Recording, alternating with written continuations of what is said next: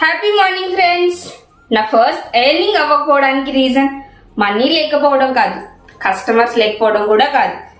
నేను చేసిన ఒక చిన్న మిస్టేక్ వల్ల బిజినెస్ స్టార్ట్ చేసేటప్పుడు నేను అనుకున్నాను సర్వీస్ బాగుంటే కస్టమర్స్ వస్తారని.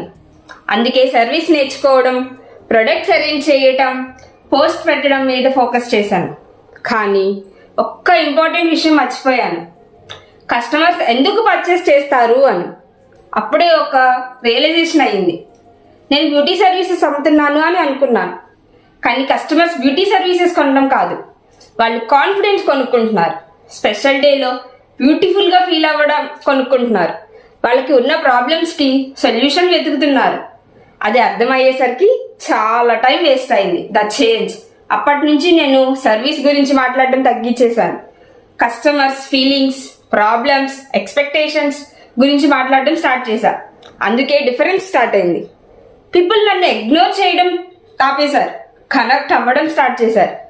మీ బిజినెస్లో మీరు కూడా ప్రొడక్ట్ అమ్ముతున్నారా, లేక కస్టమర్ ప్రాబ్లమ్ సాల్వ్ చేస్తున్నారా? కామెంట్లో ప్రాబ్లమ్ టైప్ చేయండి.